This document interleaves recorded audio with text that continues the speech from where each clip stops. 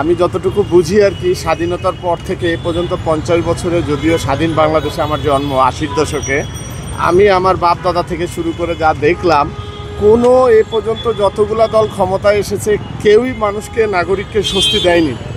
সবাই একটা internal window তৈরি করছে রাষ্ট্রের প্রতিটা ডিপার্টমেন্টে, যে উইন্ডোতে চাঁদাবাজ, সন্ত্রাস, মাদক থেকে শুরু করে নারী কেলেঙ্কারি, আন্তর্জাতিক অস্ত্র থেকে শুরু করে এভরিথিং যা আমরা সচক্ষে কখনোই দেখি না। আপনি দেখেন না, এই ডানে বায়ে দেখেন কি পরিমাণে হকার মকার থেকে শুরু করে প্রতিটা জায়গা ডিজাস্টার করে রাখছে। এই ডিজাস্টার 55 বছরের, এক দিনের না। আমরা আওয়ামী লীগ কি বিএনপি কি, এরা তো সব এক মুদ্রা দুই পিঠ, এরা তো সবই চাঁদাবাজ। এখন তো বিএনপি ক্ষমতায় নাই, অথচ দেখেন অদৃশ্য সব বিএনপির লোকেরা চাঁদাবাজের খলনায়কে রূপান্তরিত হয়েছে। যেটা আওয়ামী লীগের ছিল এখন বিএনপির হয়েছে, এটা খোলস পাল্টেছে।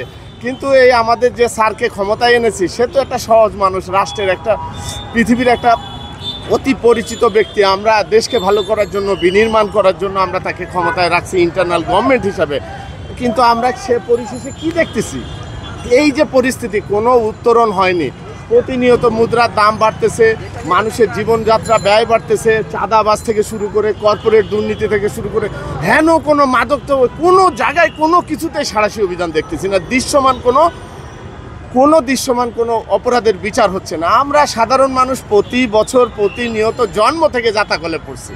কি আর এটা আর বলবো, কেউ ক্ষমতার, সবাই অপব্যবহার করেছে। আর এদেরকে আমরা চাই না, সত্যি কথা বলতে। এমন কোনো কঠোর, ওই খমিনি দরকার, আমাদের সাদ্দাম দরকার, না হলে এই দেশ কোনোদিনও ভালো হবে না। মাহাথির দরকার, এ ধরনের না হলে হবে না। সব তো চোরের রাজ্যে বসবাস, চোর নিয়ে বসবাস। আমরা কি করব ভাই বলেন? আসসালামু আলাইকুম। সামনে তো ভাই আসলে আমরা তো বুঝতে পারছি না, সবাই তো এক দল আসলে এক দল খাচ্ছে, এক দল আসলে এক দল খাচ্ছে। কোন দল আসলে আমরা বুঝতে পারবো, কোন দল আসলে কি করবে না করবে এটা তো জানি না আমরা। আপনি কি ইসলামিক দলকে ক্ষমতা দেখতে চাচ্ছেন না বিএনপি কে চাচ্ছেন? আমরা ইসলামী দলকে ক্ষমতায় দেখতে চাচ্ছি না, আমরা চাচ্ছি জাহানা বিএনপি অথবা আওয়ামী লীগ আসুক। আচ্ছা, বিএনপির দুইটা ভালো দিক বলেন আর ইসলামিক দলের দুইটা খারাপ দিক বলেন। ইসলামী দলের, ওরা তো ইসলামের নাম দিয়ে ওরা ধর্ম ব্যবসায়ী, ওরা কি রাজনীতি করবে?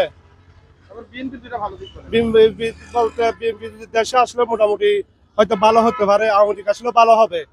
ওরাও দেশ চালাতে পারবে না, ওরা কি দেশ চালাবে? ওই ইসলামী দল। আচ্ছা, আওয়ামী লীগ বিএনপির মধ্যে কি দুর্নীতিবাজ এবং চাঁদাবাজ আছে কিনা? আছে আছে আছে, অবশ্যই আছে। জামাতের মধ্যে দুর্নীতি চাঁদাবাজ আছে কিনা? আছে, বেশরহম আছে, সব আছে। আমাদের আছে আছে ভাই, আছে। এখন কি আমি বলতে পারবো? বিএনপি আর আওয়ামী লীগ তো বলতে পারবেন নাকি? কিন্তু জামাতেরটা বলতে পারবেন পারবো না।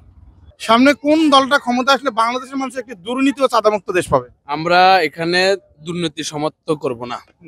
আমাদের যেহেতু বাংলাদেশ একটা দরিদ্র দেশ হিসাবে আমরা এখন চিন্তা করতেছি আমাদের আগাম ভবিষ্যৎ, যাতে আমাদের ভবিষ্যৎ শেষ হয়ে গেছে, যে আমাদের একটা বাচ্চা আছে, ওদের বাচ্চা আছে, কারণ ওদেরকে যে আমরা মানুষের মতো মানুষ করে গড়াই উঠাইতে পারি, এরকম একটা সুযোগ চাচ্ছি। এক, দ্বিতীয়ত হচ্ছে যে কি, আমরা চাচ্ছি যে আমাদের দেশে বর্তমান এখনো কোনো দল গঠন হয় নাই এবং কেউ আসি বসতে পারে নাই। তা আমরা এমন একজন দল চাচ্ছি, যে এমন একটা দল চাচ্ছি যে সে আমাদেরকে নিরাপত্তা দিতে পারবে, আমাদের বাল বাচ্চাকে আমরা মানুষের মতো মানুষ করতে পারবো। এক, দ্বিতীয়ত হচ্ছে যে কি, যে খাদ্য সামগ্রীর এখন বর্তমান যে বাজেট, এটা কমিয়ে আমরা যে 2 বেলা 2 মুঠো ভাত খেতে পারি, এরকম ধরনের পরিস্থিতি চাচ্ছি আমরা। আপনি যেটা চাচ্ছেন সেটা কি বিএনপি দ্বারা সম্ভব না বাংলাদেশের ইসলামিক দলগুলো দ্বারা ওটা সম্ভব? ইসলামিক বলতে এখানে আমরা চাচ্ছি ইসলামিক হলে আমাদের ধার্মিকভাবে ইসলামিকটা আমাদের জন্য খুব গুরুত্বপূর্ণ। এক, দ্বিতীয়ত হচ্ছে যে কি, ইসলাম ভাবে হলে তো এটা মনে করেন যে কি, আমরা ইসলাম ভাবে এককভাবে কোনো আজকে পার্টি দেখি না, দুটো দেখছি, হয়তো বিএনপি এবং আওয়ামী লীগ এবং কি জাতীয় পার্টি। ঠিক আছে, এখন ওনারা নতুন ভাবে আসতে চাচ্ছে। আমাদের একটাই কথা হচ্ছে যে কি, যারা আমাদের দেশকে ভালোভাবে চালাতে পারবে আমরা তাদেরকে সাপোর্ট দেব। আপনি এখন বলতে চাচ্ছেন না যে কোন দলটাকে সাপোর্ট দিবেন? হ্যাঁ, কোন দলটা সাপোর্ট দেবে এখনো বলতে চাচ্ছি না, কারণ কি, কে পারবে কি পারবে না পরবর্তী দিকে আমরা জনসাধারণ কিছু টার্গেট হয়ে যাচ্ছি এখন।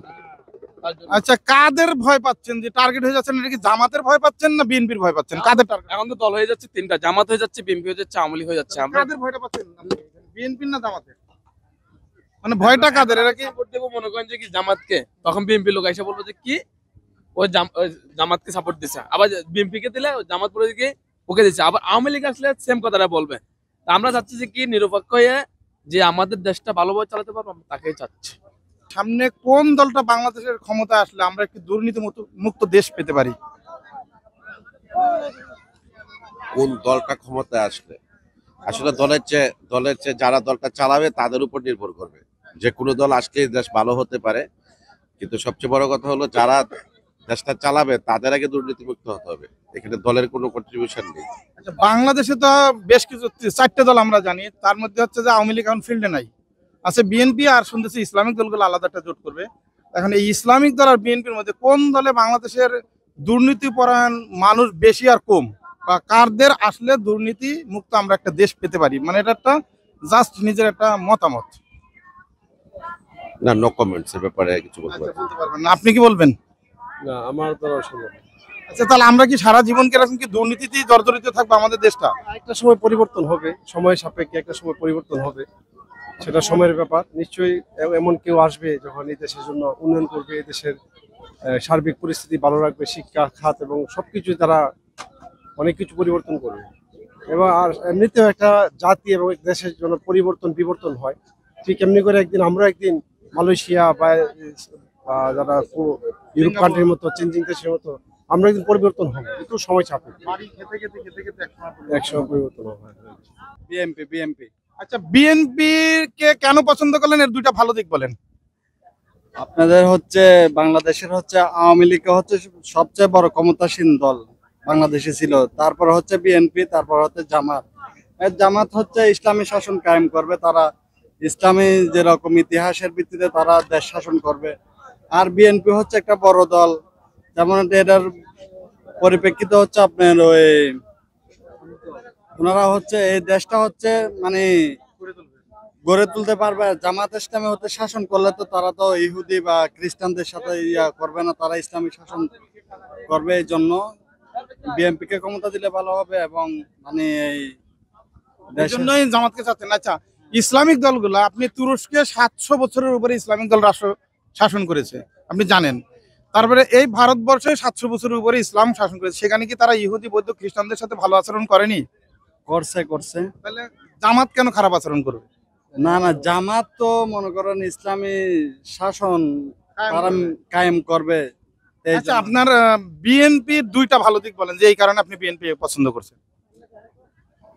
আপনার হচ্ছে বিএনপি হচ্ছে মনে করেন অন্য দলকে ক্ষমতা দিলে মনে করেন ইসলামী চরমনায় বা জামাতে দিলে আপনার হচ্ছে দেশটা একটু মানে যারা হচ্ছে ইয়া মুসলমান কান্ট্রি আছে না তাদেরকে একটু সাপোর্ট দিবে, আর ওই যেমন কি আমেরিকা ভারত এগুলাকে সাপোর্ট দিবে না তারা। এই জন্য